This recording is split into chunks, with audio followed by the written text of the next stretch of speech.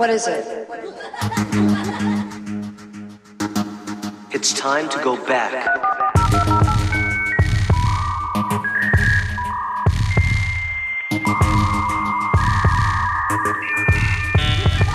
Welcome.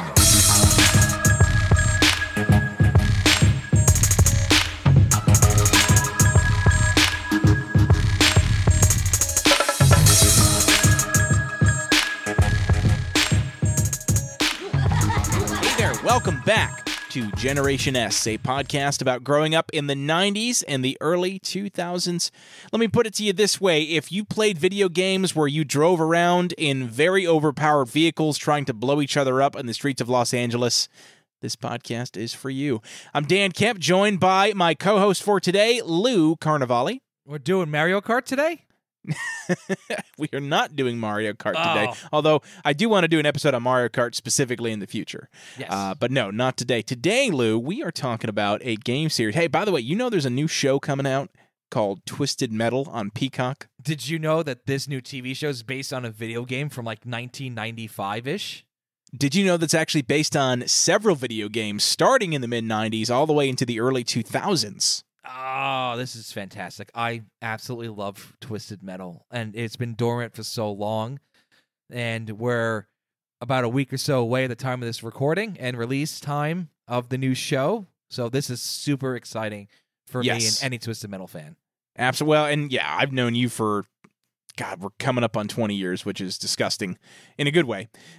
But I've known, I mean, ever since we were in college, you've always talked about how Twisted Metal is one of your favorite series of all time. And, you know, you were hyped when the PS3 game came out. We've talked on and off for years about a Twisted Metal movie or a TV show. You actually have a in-your-head screenplay of what a Twisted Metal movie would have been like.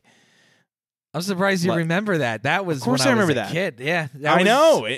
It was, and we'll go into it in a moment, it was just, I feel like I was at the right age for Twisted Metal 1 and 2 to come out. Absolutely. So, and you know, now more than ever, I figured this is a perfectly topical episode because you've got the new show coming out on Peacock. We've seen some of the trailers. We will absolutely share our thoughts on the trailer at the end of this show. I want to go through all of the different games. So what we're going to do is we're going to basically kind of take you through a retrospective. We're a little more organized for this one than we have been for some previous episodes, where we'll actually kind of take you through some of the facts about the different Twisted Metal games, starting with the OG, which came out in 1995. I was right. And okay. working our way, so we're going to work our way up to basically the last one we'll be discussing today will be Twisted Metal Head On, which was on both the PSP and then re-released on the PS2. Oh, the PSP. Yes. Oh, that's probably the only time we're ever going to mention PSP on this. I don't know. I feel like I could probably do a standalone episode on like PlayStation consoles. But the PSP, though? I mean, maybe. I don't know. We'll see. I had two games for it. I had Twisted Metal and Battlefront. Star Wars Battlefront. And they were both amazing games. They were. They were great. All right. So let's just kind of go run through it then, man. We're going to start talking Twisted Metal 1 here. We'll go through kind of the history of it first, and then we'll talk about our memories with it. So if you're not familiar, Twisted Metal is a vehicular combat game featuring 12 unique vehicles. Basically, think of it like Demolition Derby with missiles and bombs and guns. The players control their vehicle using the controller's D-pad and buttons, like a standard game. There was one-player mode with a story, and then there was dual mode, where you could play, head-to-head against another person, couch co-op, as it's now called. Mm-hmm. In the story mode, you go through 6 different combat arenas, blowing up enemy vehicles. You get 3 lives to get as far as you can, essentially. And if you lose all your health, you get blown up. This is pretty standard fare, guys. I'm not going to go through all of the rigmarole there. What I do want to talk about, again, is kind of the uniqueness of the game in terms of story and combat. So, as I mentioned, all the vehicles have mounted machine guns with unlimited ammunition, which is kind of cool. And then you can also, pick up different weapons a la Mario Kart. This is basically like if Mario Kart was thought up by a man with severe anxiety and violent thoughts, is probably the best way to put it. And of course, there's, like I said, there's 6 different levels. You can carry up to 30 weapons at a time. I thought this was interesting. I didn't realize this until recently. The game is set in the streets of Los Angeles, which that I knew, on Christmas Eve in 2005. So 10 years after it was released is it's a retro, like a futuristic type game. But Yes. Christmas Eve, did you know that? I did, and it wasn't the first in the storyline. It was not the first Twisted Metal game. It was an annual tradition on Christmas Eve, Yes. and it takes place in Los Angeles. Yes, actually, this is the 10th annual. According to the story, this is the 10th annual running of the Twisted Metal competition. And as I mentioned, there's 6 levels. You've got the arena, which is an underground level. You've got the district, the warehouse district. Yep. You've got the freeway for free for all, which is like basically if you've ever seen Terminator 2, that chase scene with the motorcycle and the big truck. Yep. That's where you're playing in this game. You've got the River Park Rumble, which is Beverly Hills. You've got the suburbs of LA, and then you finally wrap things up on the skyscrapers, and then you fight the final boss, Minion, who is he a tank or he's got wheels? He's a giant tank. He's okay, a so very he is a large tank, though. Yes, he is. And this is all being put together by a man named Calypso, who is, according to this, a man who dwells beneath the streets of L.A., organizing the competition once a year, granting the winner of the tournament any wish they can think of. And so that's kind of the general premise of it. Received very positive reviews from critics. It was praised for its action and vehicles, but even back then was shit on for its really sloppy graphics, as well as its short-length single-player mode. But it was then, on the same token, praised for its couch co-op. It's not co-op, but its couch multiplayer mode where you could go against somebody else. Now we have to say couch because that's multiplayer. Yeah. I hate that. I hate getting games that it's like, oh, it's multiplayer. After you spend more money to go play online, it's like, no, my friend's right here. Can I play? Like, I have a friend over. No, you can't play it. You go home and buy the game also, and subscribe, and make sure your internet's good, and then you can have friends, and you can play with friends. That's how they get you, man. Yeah. So this was actually awarded Game of the Year in 1995 by Electronic Gaming Monthly. Yes. Really? So it was, it was a very popular game. And again, other than the graphics and the short story mode, it was, all in all, positive reviews. It was very successful, sold over 1 million copies just in North America. Wow. And by 1996, it had generated $28 million in revenue for Sony. Come on, give us inflation. I'm set. Well, I don't have that. I'm going to guess it's probably somewhere close to 55 or 56 million if I were to venture a guess. Yes. Still very impressive, though. Very much so. And then it was actually re-released under the Sony's Greatest Hit release. So it was basically with the green stripe on the side of the case there. That's the one I have. Yep. 2 years later, so 1997. Now, I actually have the original, black box, big case, and I love those because they almost look like the Sega Genesis cases. They look like heavy duty before they switched over to the, what do they call it? Like the crystal cases, the CD cases, basically. Yeah. So that's Twisted Metal 1, man.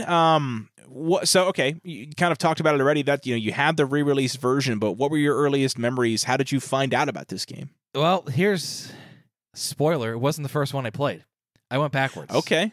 I went from I came out and played 2 first and then went back to 1. So, without going too far into number 2, number 2 is a far superior game. I think that's universally known. Number 2 is definitely better than number 1. It's probably most people's favorite it's either number 1 or number 2 in terms of popularity. Yes. So, my view of it was different than people that just got it in 95. However, I just got a working PlayStation 2, and for kids that may not know this, a PlayStation 2 also plays PlayStation 1. No downloading. You just take the disc, and magically it works sometimes. So I said, I want to play Twisted Metal. I'm going to start at number 1. And I remember playing it as a kid after going to number 2 and then backwards. I'm like, this isn't really that good. Starting with number 1, I go, it's really not that bad. It is more challenging than any of the other ones on PlayStation 1. But it's a good game. It's simple. It's straightforward. You can get through the story mode in 45 minutes, give or take, if you know kind of what's going on. It's a fun game. The soundtrack's pretty good. The graphics are, even for back then, were a little rough, but I think it was the scope of it. You mentioned one level in particular, and that's what I'm going to do. I'm going to pick one level. One level for people to try, and the best character for a newbie to play with.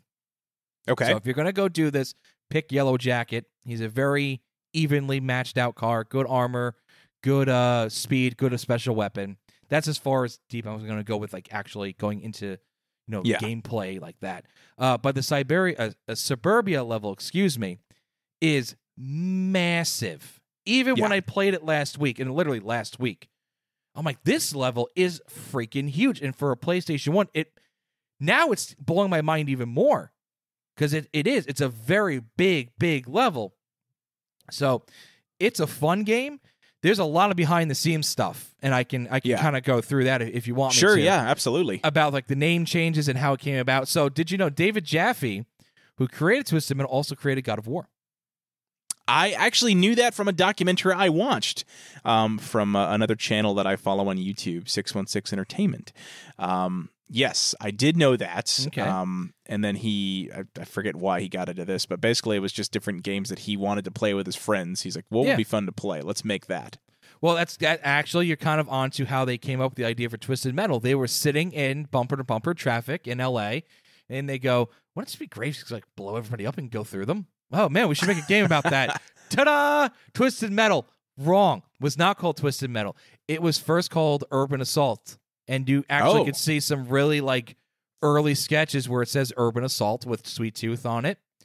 And then it was changed to High-Octane. And High-Octane was the working title, so much so that the original endings were live action. In this game, the characters that you select are live action photos. They're characters, people portraying the characters, where everything else is either animated or CGI or whatever you want to say. So there were some really... This is Twisted Metal. Can I curse on this a little bit? Yes, of course. Man, they were so shitty. They were so bad. They would make... They would make adult films of the mid-'90s look like Hollywood blockbusters. They were so bad. So bad. But they filmed them, but they never used them. The reason they didn't use them supposedly was it wasn't because they were that bad. Calypso had a bunch of stereotypical 90s chicks around him in bikinis, and the people that were working on the game were Mormons. And that, like, interesting. So blood, violence, blowing up people, blowing up cars, blowing up buildings, no problem. Woman in bikini, absolutely not. That's where they draw the line. That's where they draw the line. So they took all those out, so when you beat the game, you just get a wall of text. But in a later game, they do release they call them the lost endings. I'll reveal which game that's in. But it had a lot of changes, the game, and it was also released at the same time as a game called Warhawk. Do you remember that? I do not. Okay, so Warhawk was essentially Twisted Metal in the air with like military planes. Oh, interesting. Okay. And was that one? I feel like I would see that one on like magazine advertisements. Yes. Like the thing is, they put all of their marketing behind Warhawk because Twisted Metal got terrible reviews, and like when there can't think of the right word. When there were game like test audiences or whatever. Test audiences.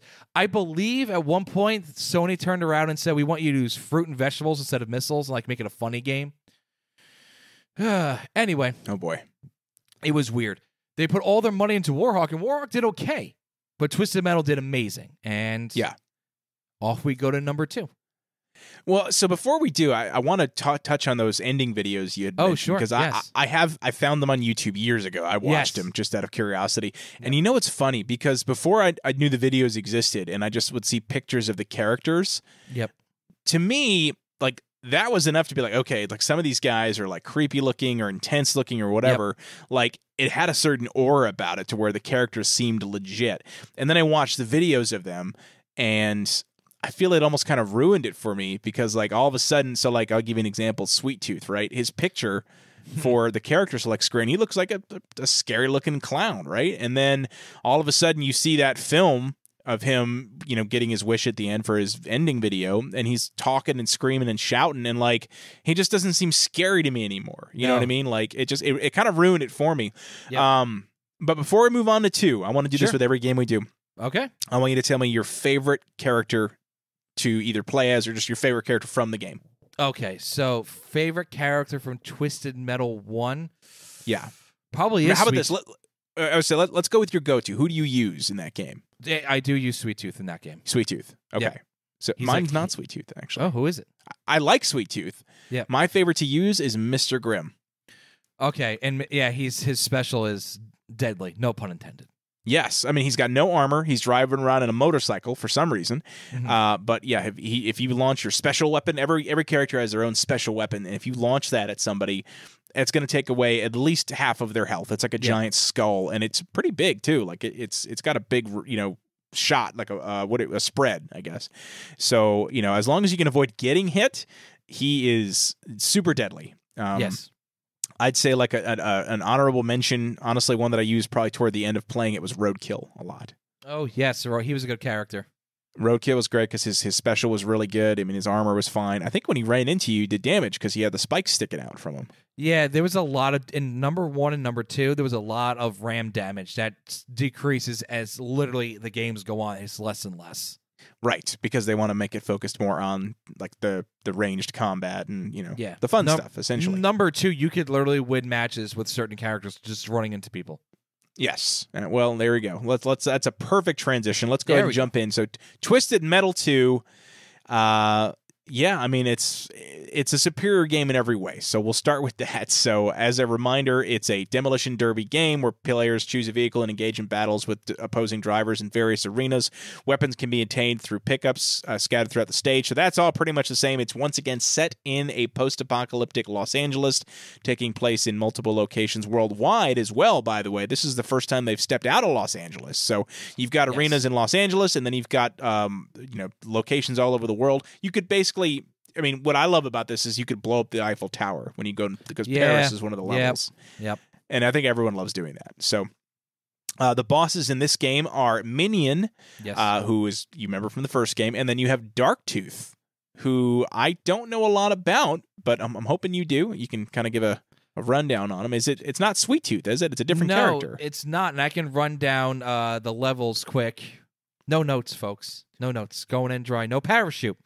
Los Angeles, Moscow, Paris, Amazonia, New York, Antarctica, Holland, and Hong Kong. How's that? There it is. And That's 2 bonus perfect. levels. And 2 secret levels. And 2 bonus levels. Yes. There it so is. you get all that, and it's, to me, this was one of my favorite games ever in the 90s. This was one of the top tier games.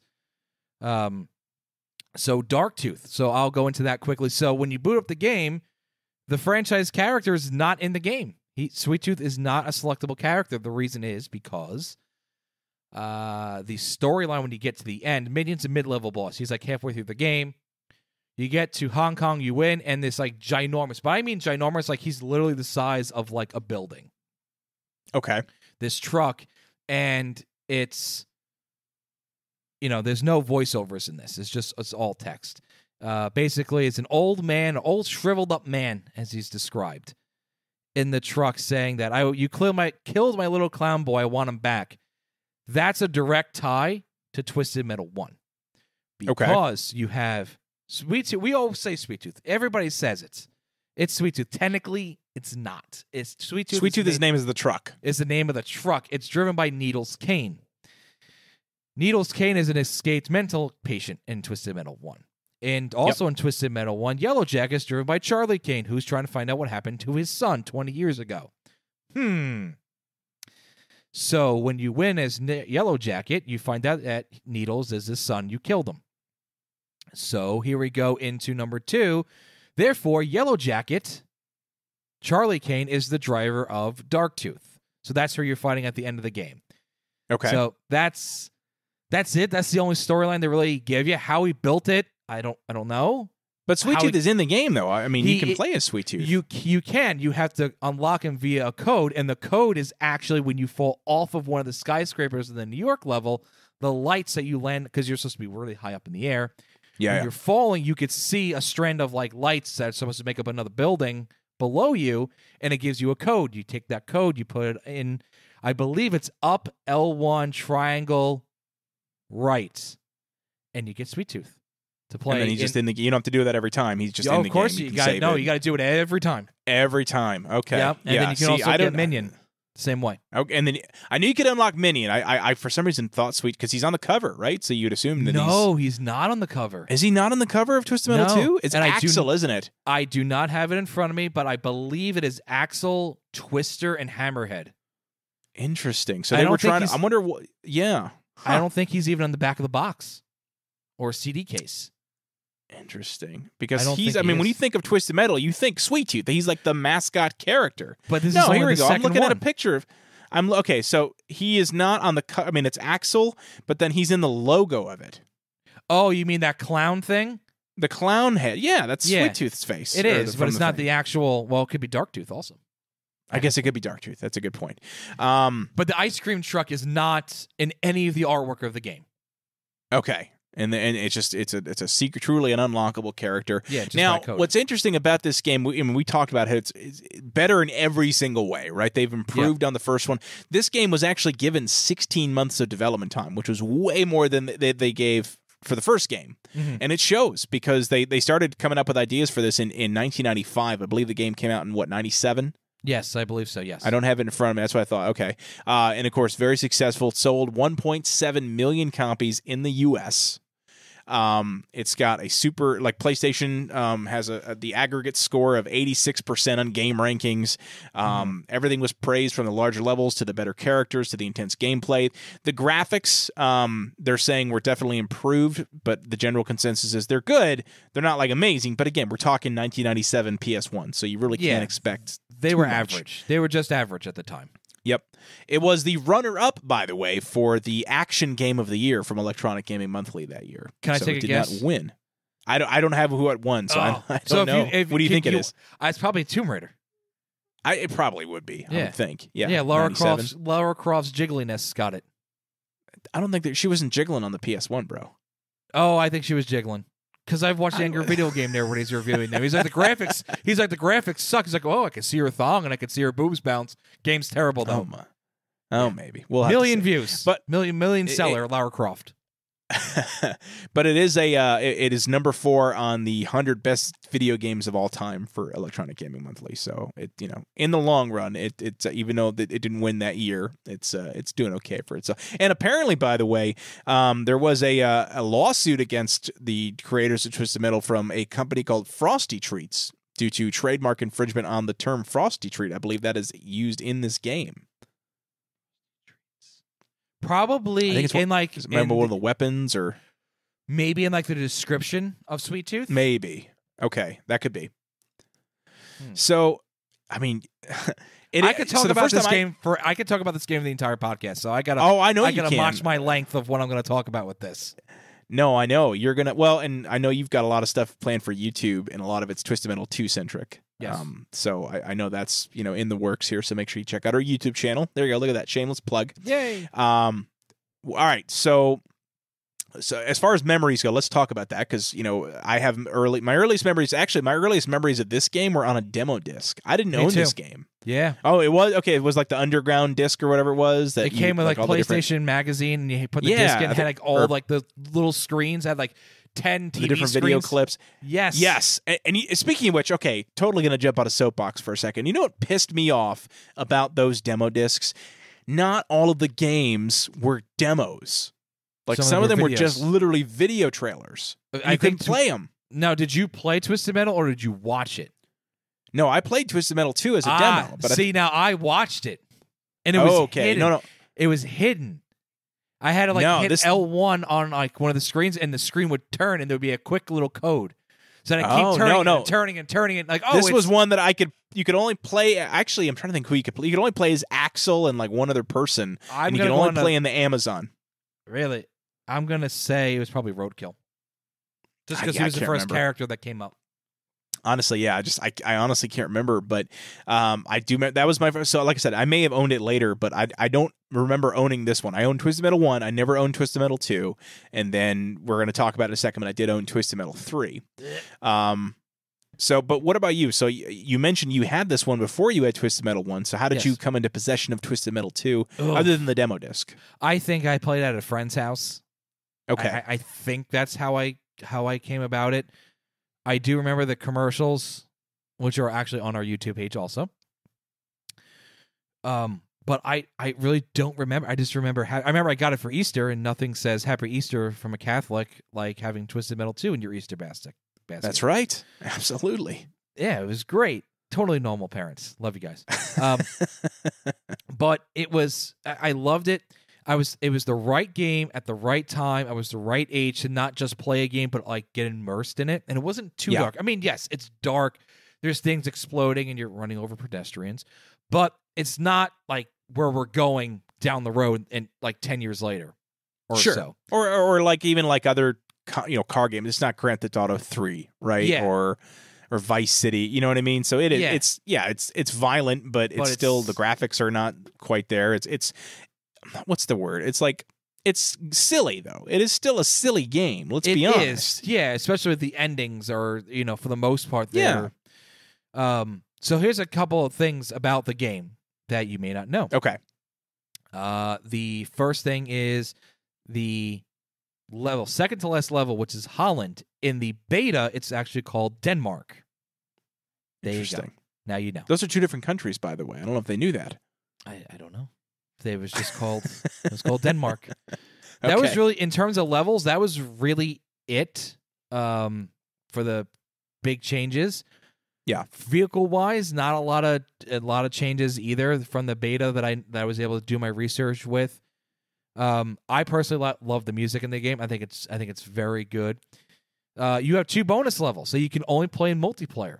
So remember, tell me about those. So I said I like Suburbia.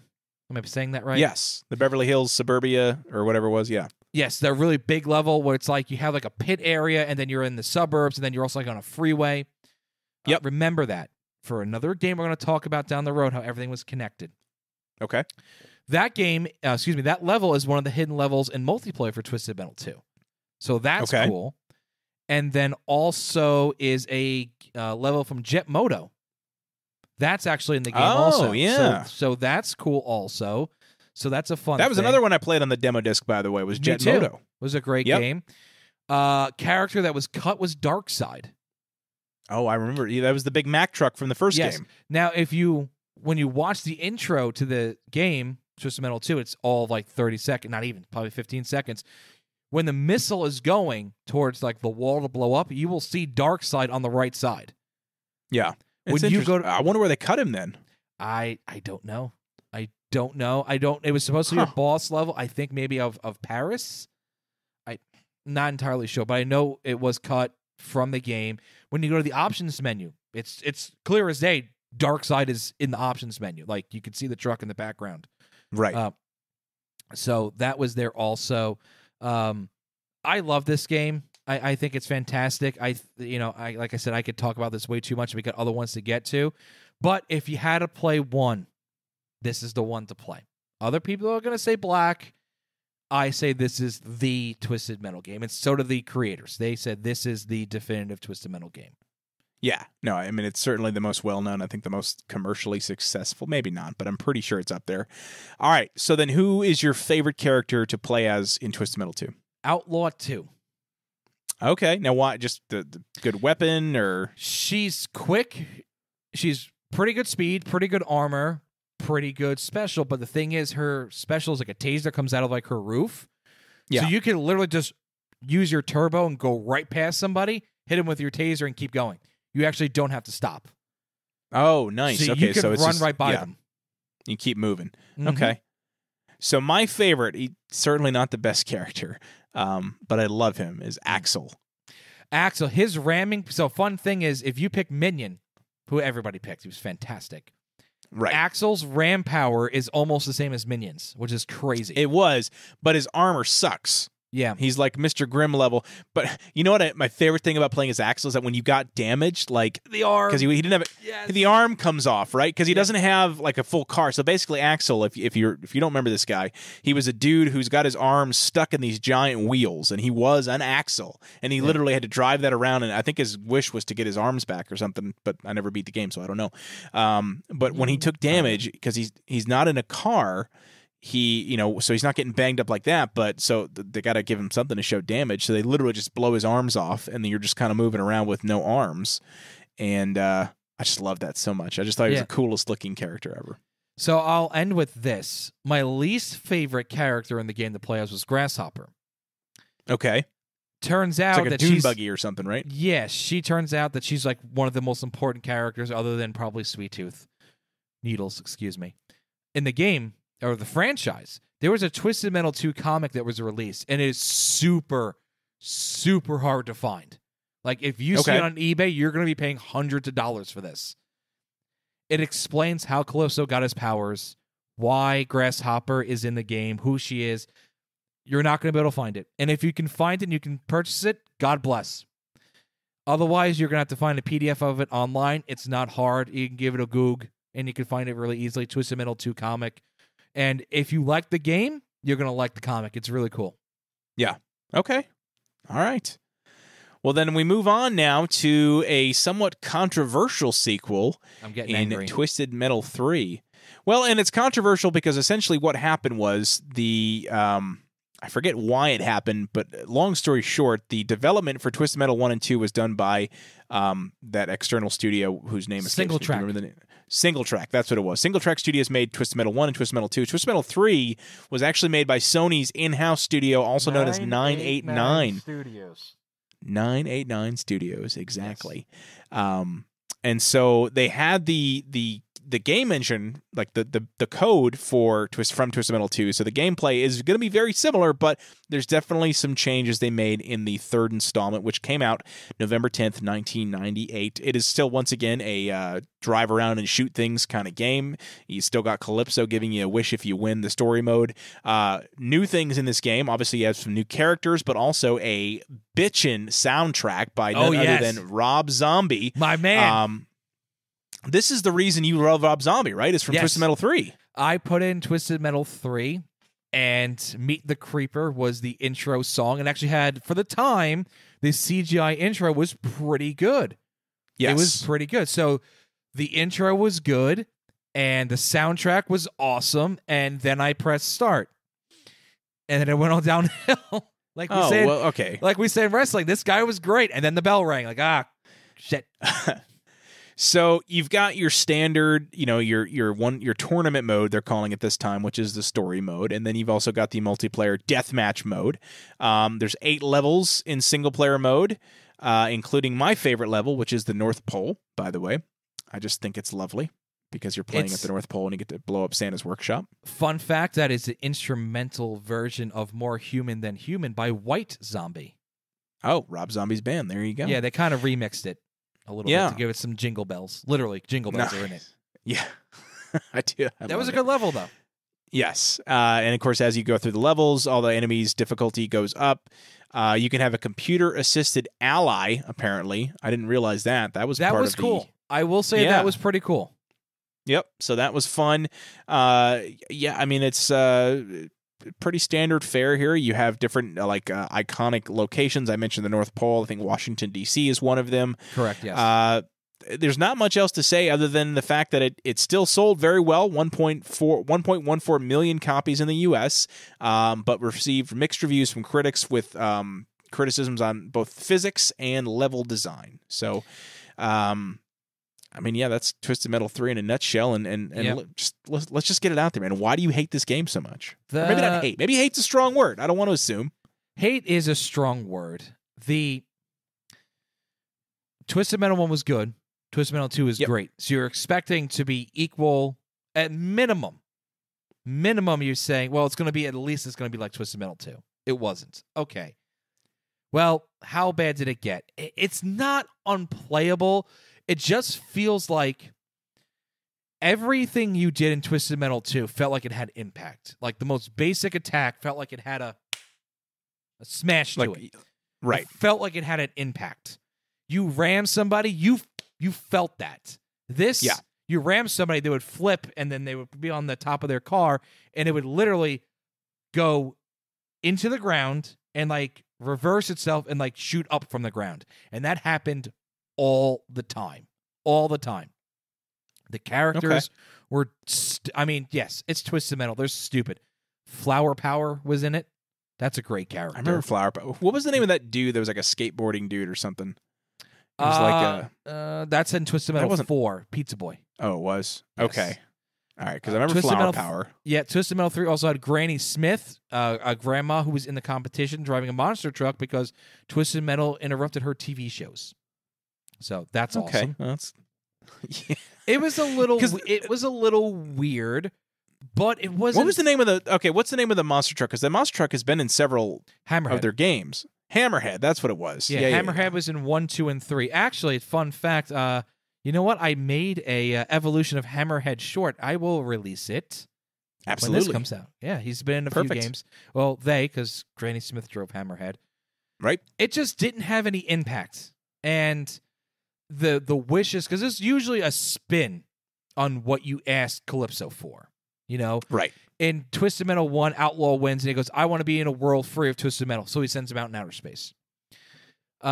In Twisted Metal 2, there's a couple things also where it's kind of like a play on words, but some of them are dark. Yeah. And some of them he actually gives you. Twisted Metal 3, it's everything. Like, Sweet Tooth wants to eat all the candy in the world. Yeah, which is just stupid. And he ends up in a dentist chair with a lot of cavities. Okay. That's what people are talking about. Yeah, no, and that's fair because it is definitely a more lighthearted, kiddie-ish. I do remember this. I loved the CGI at the time. The cutscenes were good looking. Mm-hmm.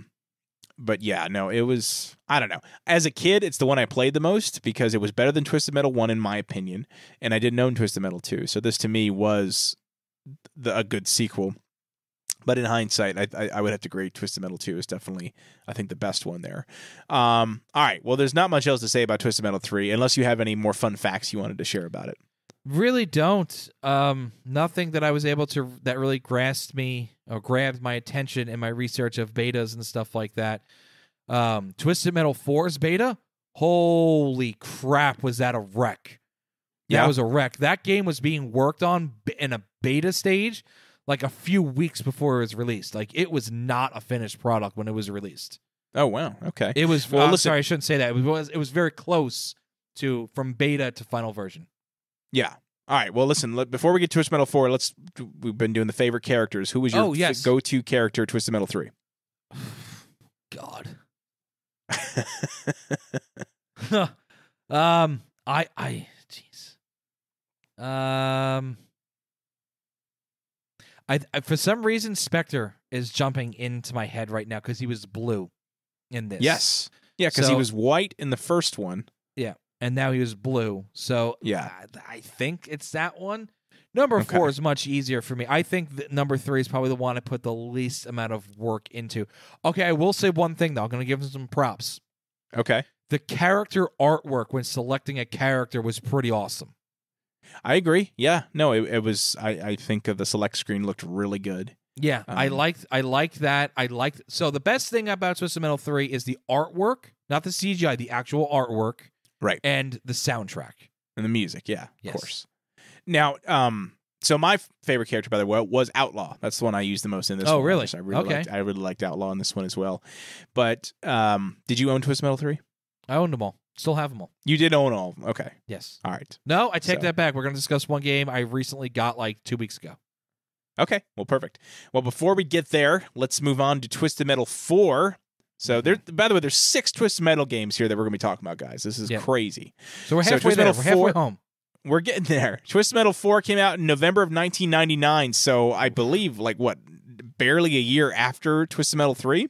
Yeah, give or take. And also developed by 989 Studios. This time, though, they had to build it essentially from the ground up, which could explain why the beta sucks so bad, because they essentially had to build a brand new game from scratch in a year because they didn't have the code base anymore from Twisted Metal 2 and 3.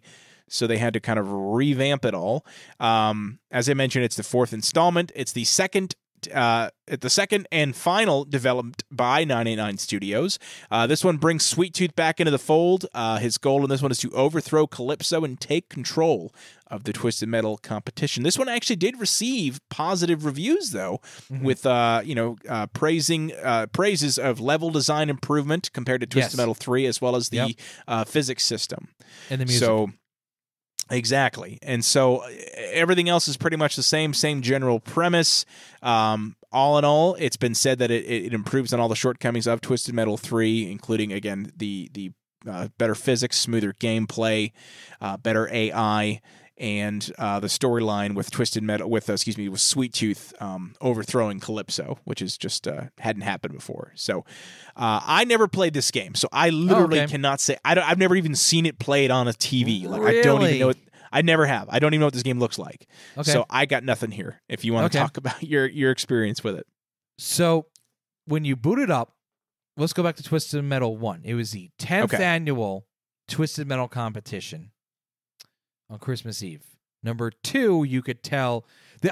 By the way, I'm going to make a video of this. Okay. Chronologically confused about Twisted Metal? Grab a 6-pack. We're going to be here for a while. Not now, but down the road. So number 1 was the 10th annual. They established it. Number 2, for all intents and purposes, is a direct sequel because Outlaw 2, it acknowledges that Outlaw 1 won. Yep.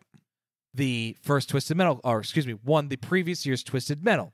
Charlie Kane Yellow Jacket expresses that it's his son that's the clown. So in number 2, it's a direct sequel. Number 3, it's like, you can kind of tell it was trying to be a sequel. But you boot up number 4, and they're showing Calypso back in like the Wild West having the Twisted Metal competition. Huh. Yeah. So it's like, okay, well, what the hell? Are those not the right? Is this not right? It's named number 4, but it can't be number 4 if it's overruling number 1. So right then and there, if you were a Twisted Metal fan, it was confusing. But if you got past that and you just played the game, it was interesting that Calypso was a contestant. Sweet Tooth was the ruler of Twisted Metal. They had some stupid-ass cars like Meter Maid. That's a real car. A Meter Maid. Pizza Boy. A pest control bug thing truck. That was another one. But it was weird, but it kind of fit Twisted Metal. It was okay. It's hard to explain. Some people absolutely hate it. I'm in the middle. I think it's better than number 3. But also Rob Zombie is a playable character, so there we go. Yes, I did. I did forget to mention that Rob Zombie, because of his contributions from the last game, is officially. Is he called Rob Zombie in it? Yeah, or? He's Rob Zombie. And he drives the Dracula. Just Rob Zombie. Yeah, but he drives the Dracula from his music video. I love it. That's amazing. Great. Level design is good. They had interactive things for the first time. Now, I know I don't know if it's the first time. I take that back. I cannot remember off the top of my head if number 3 had them or not. When you say interactive, like you're talking about like things you could shoot and they blow up, or well, you in the first level in the construction yard, you can go and somehow via your pulling up to this control panel, you can control a crane, and the crane moves. You can pick up the bad guys. Oh, nice! And you can drop them on other things, and they blow up. I think they had something similar to that in number 3. You had like environmental pickups, but this was like truly kind of interactive. There was a boss at the end of every level. Every level had a boss. Okay. So when you boot up the game, there weren't any like existing characters that you really knew. I think the only one was General Warthog, which wasn't really Warthog. But as you played it, you found out you battled eventually, obviously, Sweet Tooth at the end. You battled Minion, you battled Axel, you battled Mr. Slam came back. So it was a good blend of new, even though they weren't all that great, and returning characters. Levels designs were very good, but holy mother of God was Sweet Tooth impossible to beat at the end. His level, awesome. But him himself, really, really difficult. To the point of like, it's not fun to even try to beat this difficult. Gotcha. Like not even like fun challenging. It just like throw your controller. His bullshit. Special could beat you in one. One special so could beat you. Literally have to be the best driver and dodge it. And okay. Yeah. I hate that. That's the worst. Especially when you have a live system where like you die game over and you're fucked and you got to go back and it's all right. So who was your favorite character to play as in Twisted Metal 4? It was Rob Zombie. Okay. Yeah. Okay. Was he actually good or just because he was pretty good. He was a pretty good character, not the best. One cool thing about this was you can create a car in this. Never been done before or since. Yeah. No. Okay. Wait, maybe you can in PS3, but spoiler, I never played the PS3 one. We're not going to talk about that one today because we never played it. Yeah, so. I'll get to why I didn't play it at the end. But out of everything but the PS3 one, you couldn't create a car. Interesting. All right. Well, it's got that for it then, so that's good. Yes. All right. So next, we've got two games that came out around the same time. I've got one that came out in March of 2001 and one that came out in June of 2001. Oh, wow. I didn't know that other one came out before. I didn't know the one in March came out first. I didn't know that. That's right. So do we want to talk about that one first then? Well, I literally got it 2 weeks ago. Okay. Well, then let's do it. So in March of 2001, the fifth game in the series was released. It was called Twisted Metal Small Brawl. And essentially what it was miniaturized versions of all of the vehicles. They were remote control, I believe, right? Wasn't that correct, the premise? That's what I thought. And I never played it, by the way. So it was originally called Twisted Metal Kids and then changed its name to Small Brawl at a press event. Actually, for the game we're going to discuss after this, Twisted Metal Black, again, back in March of 2001. Oof. Yeah, talk about tale of two different games.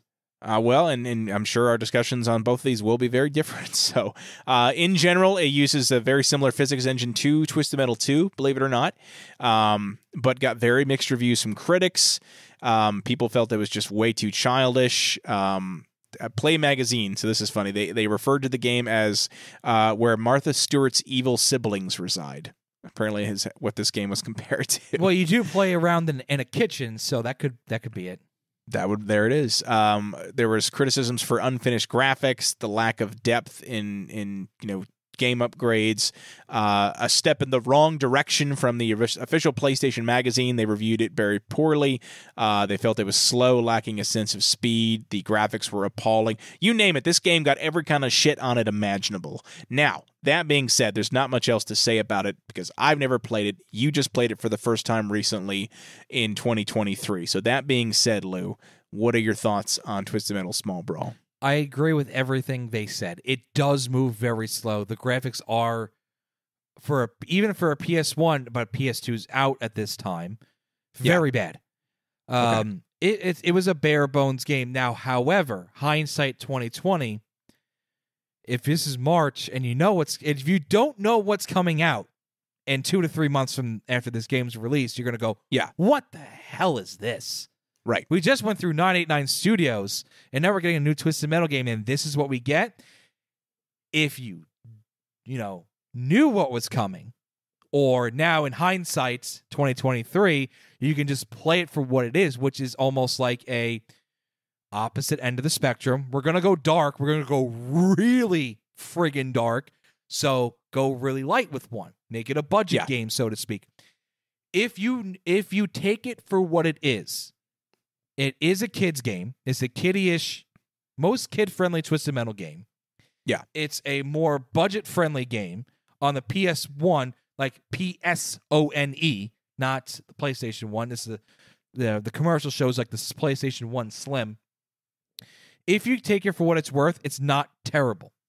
However, unless you're an avid Twisted Metal fan, don't even bother to play. I never played it for years. I never had it. I never played it because let's jump right to it. Something dark is coming this way. There it is. Okay. With that, we will be discussing what is seen as other than Twisted Metal. I didn't pick my favorite character. You want to talk about your favorite? You have a favorite character? You've only played it for like a week. Yeah, okay, who's your favorite character? Hammerhead. That's it. We're done. Okay. All right. So moving on then to, again, it can be said it's the greatest Twisted Metal game made so far. Obviously, competing against Twisted Metal 2 for that title, but we are talking Twisted Metal Black, which came out in June of 2001 on the PlayStation 2. It is the first and only PlayStation. Well, no, that's not true. I take it back because we're going to talk about another one. It is the first next-generation Twisted Metal game on PS2, developed by Santa Monica Studios, which was founded by, or at least had heavily involvement from, our main man who created Twisted Metal 1. And what was his name again, Lou? David Jaffe, yes. It was a lot of the original team from 1 and 2 worked on Black. That's right. And so it was Twisted Metal Black, and then there was also Twisted Metal Black Online, both reissued as part of the Greatest Hits program. You could play this game online for the first time, folks, which back then was really exciting because all you could do was that lame couch co-op where you had to have somebody over to your house. Yeah, you couldn't get on the internet and play it. By the way, I did own this game. I never played online. We didn't have PlayStation 2 internet. Yeah, no, I feel like not a lot of people did. But it's very similar in concept to the previous games, so I'm not going to go into that again. I think the biggest change is going to be, again, the just the darkening of the story mode, right? That's the biggest departure, because the gameplay is basically the same. It's certainly improved, and the graphics look much better. Yep. But all in all, I mean, the game, if you've played Twisted Metal, you can jump in and play this game. The story, however, is... I mean, it's 6 shades of fucked up. We're not even going to beat around the bush. Oh, we're with jumping it. that. Yeah, it's messed up. It's rough. Incredibly messed up. It takes place in a single city known as Midtown, and all of the competitors are coming from the mental asylum Blackfield, including a returning Sweet Tooth as a main. Well, he's been a main character for the last couple games, so it's not like a big deal anymore. He looks very different in this game, though. I will say that he's no longer a silly clown that wants to eat all the candy in the world. He is back to being Needles Kane, a dude with a clown mask on his face. And in fact, if you have seen the trailers for the new Twisted Metal show coming out, and you've seen Sweet Tooth, this is his appearance there is based off of his appearance in Twisted Metal Black, and he just looks all kinds of messed up. Just minus the flaming head for now. Well, doesn't he have a flaming head in the picture? Well, and I've seen. Oh, you're talking about in the show? He doesn't have a flaming head. Yeah, I guarantee you they're going to set his head on fire. Yes, his head will go. It's going to happen. It has to happen. The game did sell very well. Not as well as the previous games, which is maybe why they never really got a full sequel for it, but it sold 950,000 copies. Less than 1 million copies. It didn't even sell 1 million? Didn't it, in the United States, it didn't even sell 1 million. Okay, so... Yeah, but the other ones did, so it still sold less than the other 4-5 games. Well, maybe not Twisted Metal. I didn't see sales numbers for Small Brawl. Because that game sucks. But it earned $31 million in the U.S. by July of 2006. So it definitely was on the downswing, unfortunately. But it did receive critical acclaim. As I mentioned, positive reviews for the storylines, the variety of weapons, the unlockables. Yep. There were criticisms around the what they're calling hover-style controls not changing much from previous installments, and then the difficulty being fairly unbalanced, which I do remember this being a very challenging game. It was. So that I can absolutely understand. It was also, I feel like this wasn't a very big list to choose from, but it was also the runner-up for GameSpot's best online game of PlayStation 2. Probably Call of Duty or SOCOM or something like that. It's got to be. I can't imagine there was that many for PS2, especially at this time. And it was the runner-up even, so... Maybe, yeah. I remember playing SOCOM, Navy SEALs, at a friend's house online. That blew my mind. So, yeah, it was probably that. Most likely it was. So, all right. I'm not even going to beat around the bush. I already said that once. I'm going to say it again. I get too beat around the bushes in this episode. It's okay. You can digress. Which game do you like better? What do you like better, Twisted Metal 2 or Twisted Metal Black? Oh, 2. 2. Okay. Yes. So even you would agree that this is a good game. It's not the best game. I could certainly see why people think, or I don't want to say think. That sounds like, oh, you think that and you're wrong. I can certainly see why people enjoy this the most.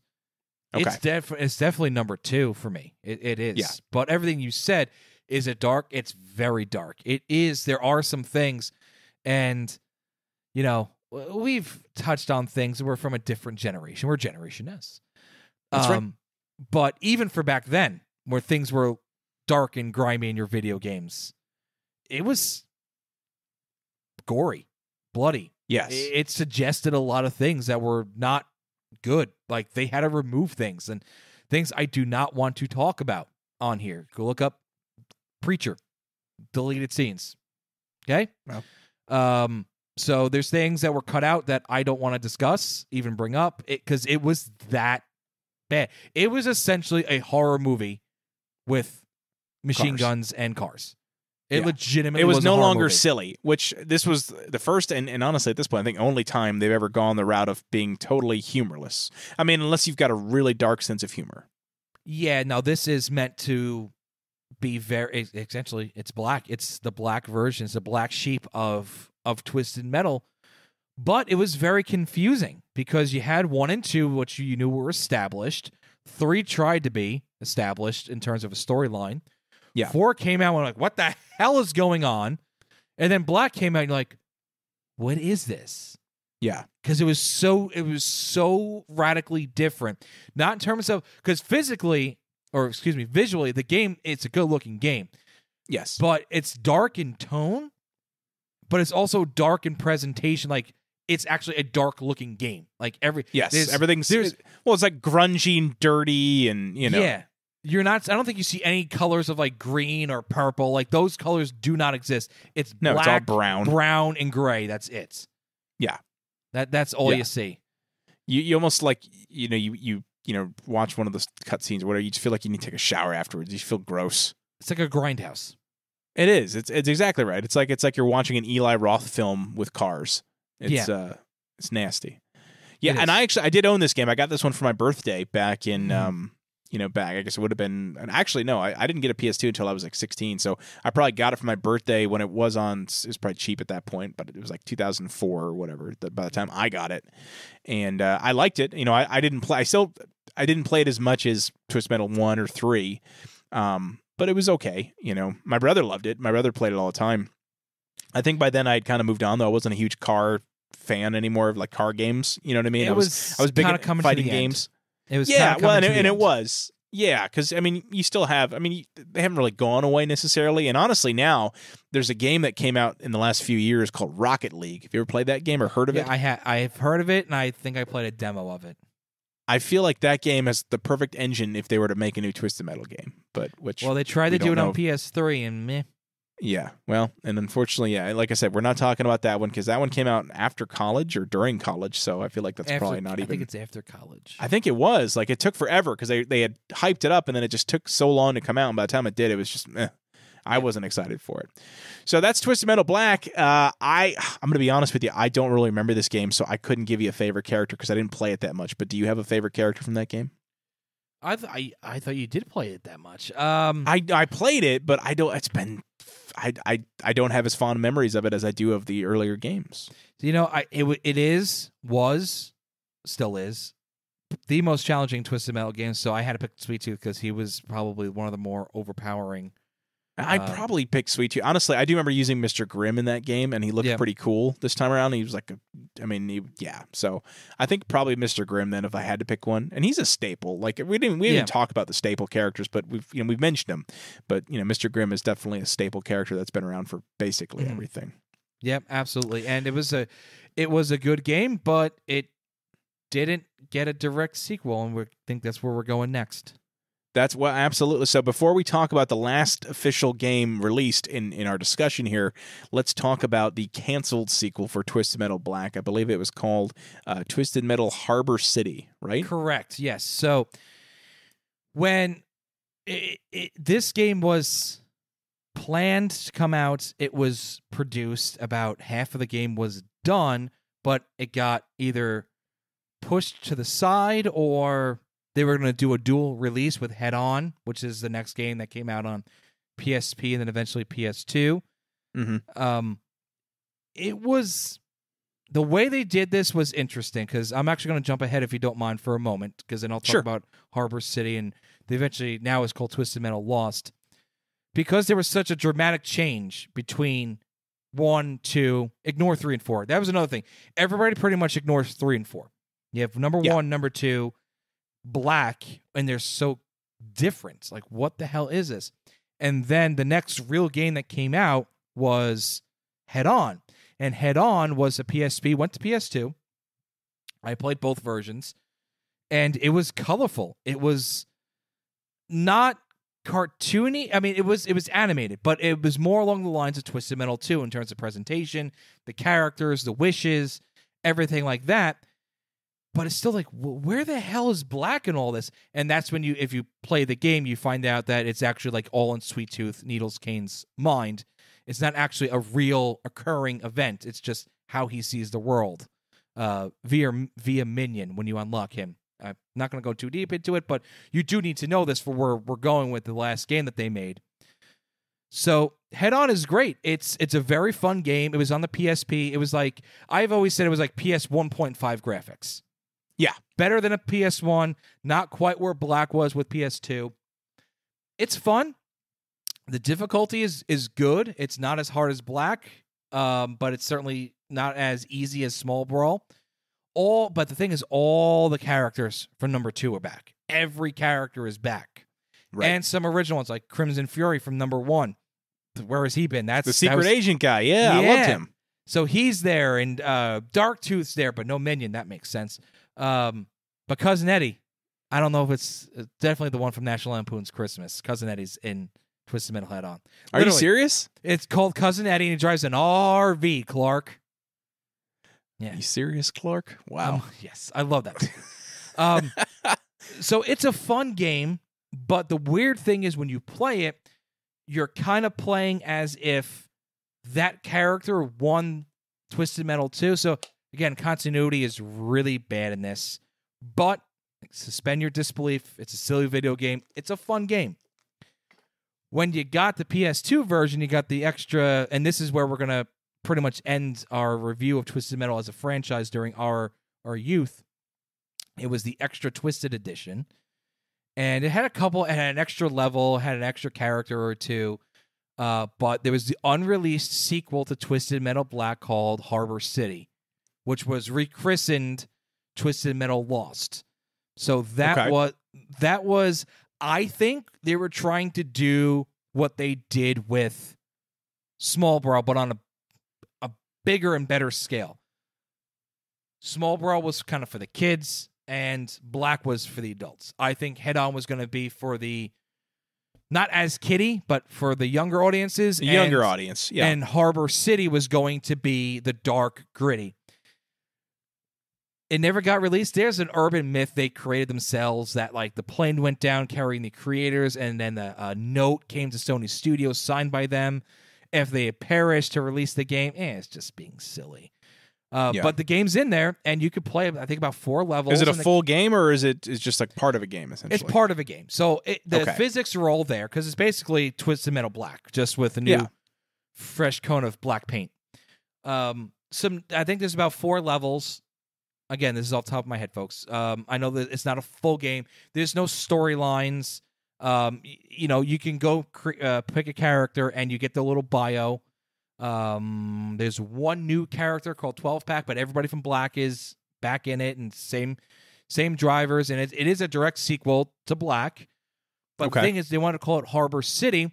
I'm going back to Twisted Metal 1. That same level again. The suburbs where everything was connected. It was like 3 levels in one. They wanted this game to be one big map. So you were always driving from level to level, which was pretty cool. Yeah, absolutely, yeah. So that was in it, and then a thing called Sweet Tour, which is where you were actually on foot. You played as Sweet Tooth in their version of Arkham Asylum, whatever you want to call it.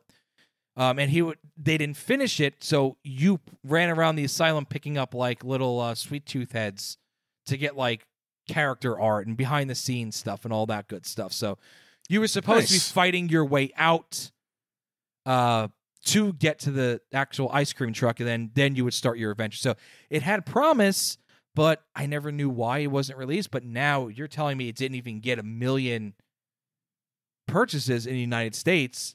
Right. For a franchise title, it makes sense now why I never got a sequel. It didn't do nearly as well, so they probably just weren't going to go full on in the sequel. So that makes sense.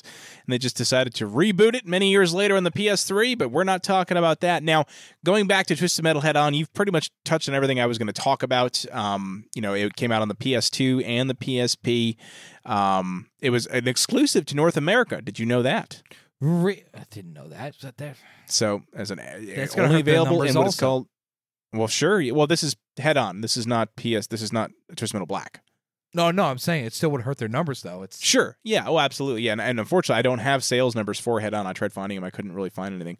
But apparently, each physical copy of the game included a code to download a Twisted Metal soundtrack. Didn't know that. I have that. I still have the code. There was a documentary, by the way, that confirms that Twisted Metal was coming to the PS3 when they released it on PS2. Yep, the dark history of Twisted Metal, which was pretty cool. I remember watching that. Mm-hmm. Yep. Shot in standard definition. There it is. This one had mini games, apparently. It did, yes. You would go into a portal and you had to like avoid obstacles or race things to unlock. That's how you unlock the characters. Where in Twisted Metal Black, you had to like get the black cubes, which were annoying as shit. My God, I never got all those black cubes. They were so annoying. I got all the characters. So that was one way. So Twisted Metal 2, you just put in a code. Twisted Metal Black, run around like a chicken without your head and try to get black cubes. And then in Head On, you got to do like all these weird mini games. And even then, I don't think I unlocked everybody. No. Okay. Well, it fared fairly positively. It had, I'd say probably, I think it averaged a score of about 80%, 78% for the PSP version. Okay. And then about a 73% for the PS2 version. I get it. Would you agree with those? Yeah, I would, because if it's on PSP, it was cutting edge technology. Right. You know, it looked good, but yeah, I remember playing as Grasshopper not too long ago, and it literally there's like no designs on the truck. It's just literally a green buggy. dune buggy or whatever it is. Yeah. But it's a fun game, and for the fans and the creators, it is the true sequel to Twisted Metal 2. Yeah. So we do know you go 1, 2, Head On. Yes. So you mentioned Grasshopper. Would you say she's your favorite character from the game? Oh, from Head On? Probably not. I mean, she's fun, but man, who do I like? I actually like Crimson Fury because it's a throwback character. Yeah. All right. Fair enough. And I've never played it, so I don't have a favorite here. But all right, man. Well, listen, before we wrap up, let's talk about the trailer real quick. They just we're recording this July 10th. The trailer, the second trailer, I don't know if it's final trailer, but a longer trailer. I would say this is the trailer. What we had before was a teaser. That's fair. Okay, so this is like the trailer. Yeah. Now there was there was a scene that they threw out there where you see Sweet Tooth beating the shit out of the main guy in like a casino or something. Yeah, like it was a little weird. It was. However, this one came out. This is the official lengthy trailer for Twisted Metal, the TV show. And the biggest departure I noticed was it is not, at least that they've mentioned so far, going to be a tournament of sorts. The reason that all these cars are shooting at each other is because the main character, John Doe, played by Anthony Mackie, a.k.a. Falcon from the Marvel movies, is, I guess, a courier of sorts. He's basically a delivery man that drives. So you've got all these cities that are walled off and overtaken by criminals. And so he delivers goods to different cities. And they don't really explain why, but it's almost implied that he's attacked by these psychopaths in these armored cars. My guess is to get whatever cargo he's carrying. But again, they don't really say that. And so that's really the premise, I'm assuming, based on the trailer with Neve Campbell, who appears to be Calypso in this, so kind of a departure there as well because she's a chick and Calypso's a dude as far as we know. She is saying, hey, if you Gozer. Maybe he's like Gozer. He could be whatever he wants to be. It's whatever it wants to be. Yeah. So she offers him a wish in what it seems to be an exchange for delivering a package, is what it sounds like. Either going to get a package or delivering a package. I couldn't really tell. But then you've got all these cars coming after him. You see a few of the characters that are, from the series. You've got, obviously, Sweet Tooth, who's played by, he's physically played by one of my favorite wrestlers, Samoa Joe, and he's voiced by Will Arnett. So it's kind of jarring, but it's not bad. I think it's okay. And then you've got scenes with Outlaw, who is played by Thomas Hayden Church, a.k.a. Sandman from Spider-Man 3 and a few other movies. I knew I recognized him from somewhere, but I couldn't put my finger on it. There he is. That's what I know him from a few other things, but that's like the main thing I know him from. Yeah. And then I think Twister was in there. Twister was the big surprise. That was the big surprise. Full disclosure, folks, it came out today. We're recording 7/10. It came out today, and I try to stay away from things because I want to actually enjoy it. I try to stay away from spoilers, but if we're going to do something like this, we got to be in the know a little bit. Twister was not on anybody's radar to be in this show. Nope. So when she pulls down the visor, that was like, oh, okay. Like, didn't see that coming because I knew Outlaw was going to be in it. Obviously, we knew Sweet Tooth was going to be in it. We know Anthony Mackie's playing Roadkill, John Doe. But there was two more if you want to touch on those. If you were able to, they were quick. I don't know if you were able to grab them. Those are the main ones that I saw. So who else did you see? This one was surprised when I first watched it. I thought it was Thumper, the pink Cadillac. Yeah. But it wasn't. If you freeze it, it's actually not. And I'll freeze it right here because we're going to upload it on YouTube. The vehicle is actually a hearse, and it has like a skull and crossbones on it, or a skeleton, so it's Shadow. Shadow, yeah. Why okay. it's pink, I don't know. And at the very end, really quick, if you freeze it, it looks like it's Darkseid. So that's pretty cool. So There we it have a is. few cars that have been confirmed. You got Sweet Tooth, you have Outlaw, Shadow, obviously Roadkill, Twister.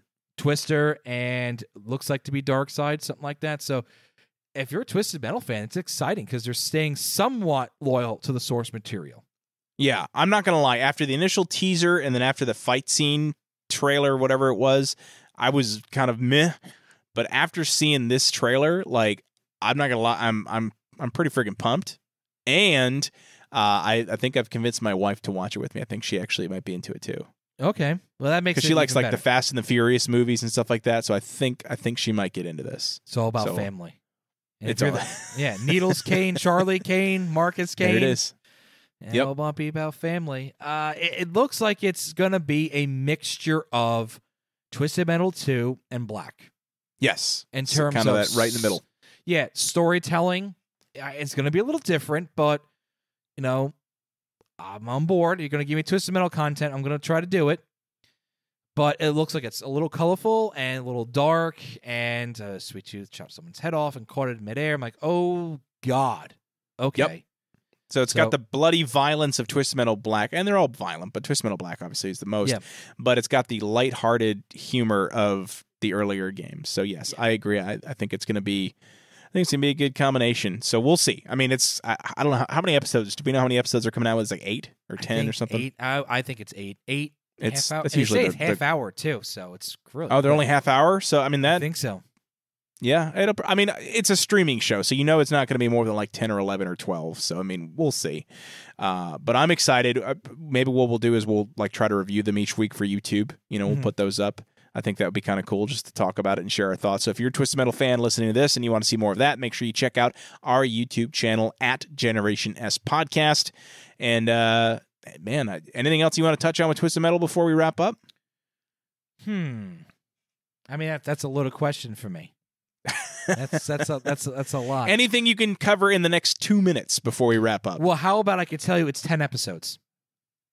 You've confirmed it's 10 episodes. Yes, okay. 10 So it'll be a 10 episode limited series release. Yep. I don't know if it's limited. I'm just shooting shit So out of my ass now. essentially, you get 5 hours worth of Twisted Metal. I wonder if it's going to be all released at once. No, it's not. Peacock does weekly releases. Do they? I don't watch anything on Peacock other than WWE Network.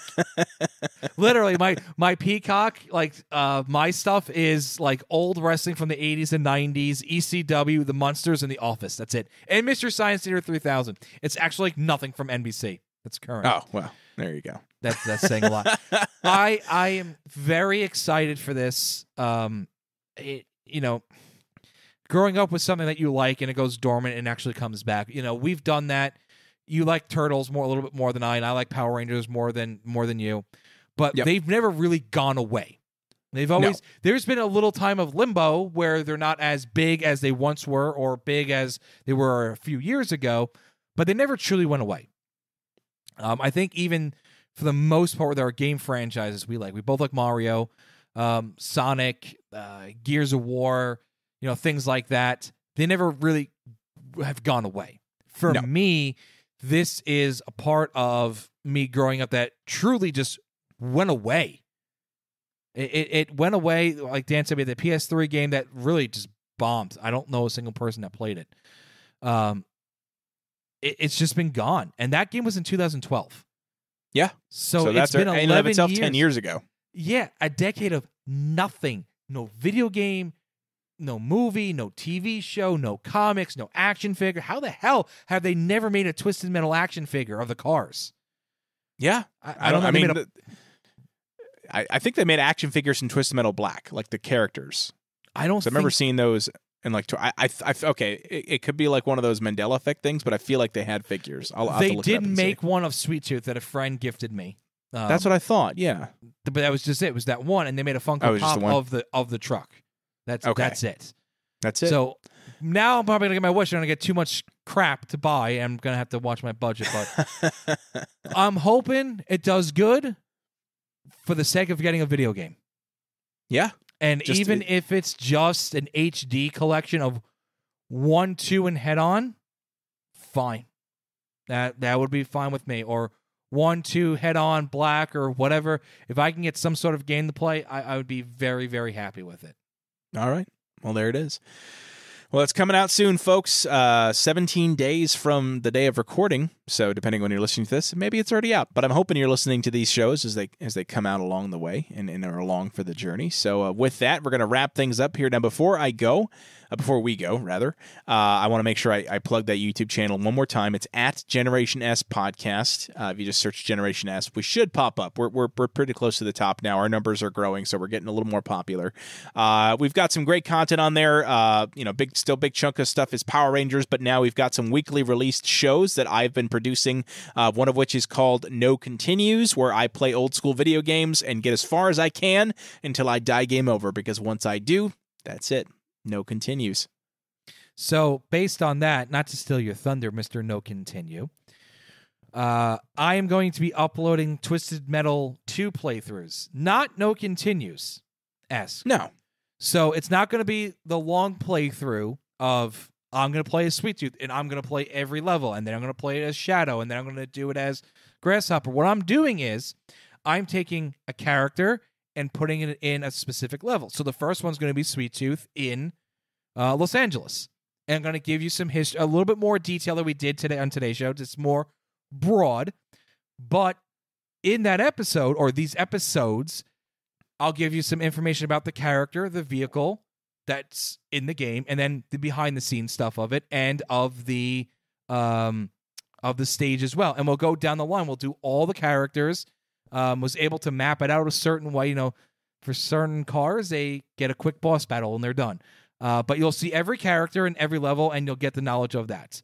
There it is. Not a no continue, maybe down the road, but just wanted to throw that in there because I know you just did a Lion King upload, and I was very impressed with what I've seen. Oh, thank you very much. Appreciate that. Yeah, so I just recently put out Lion King. If you are, depending on when you're listening to this, it may already be out, but the next episode will be Aladdin on the Sega Genesis, which is a super challenging and difficult game, and I'll just leave it at that. A very hard game.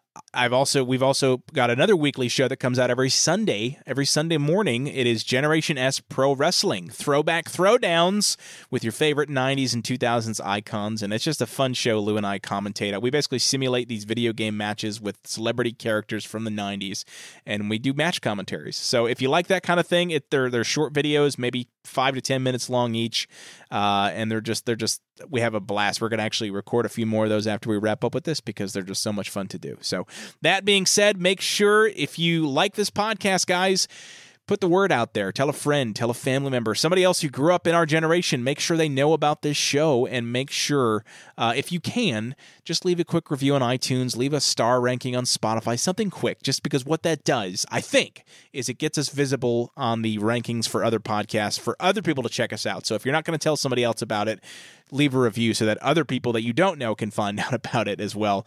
But either way, if you're listening to this, and you are because you're hearing me talk to you, thank you so much.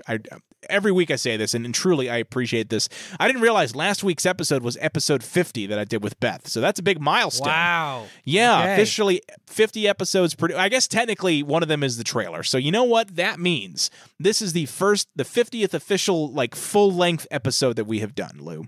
And it's Twisted Metal. During episode 1, when we were kind of contemplating doing this, if you said, "Oh, by the way, in a year we're going to talk about Twisted Metal," I'll be like, "Oh, people are going to be listening?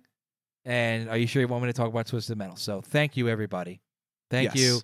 If you tune in every week, you tune in every once in a while, it's appreciated. Yes, and as always, Lou, thank you for coming on the show. It's always a pleasure having you on. I can't wait to have you on again, and I don't know what it's going to be about yet, but we've got some ideas. We're kicking around, so we'll see.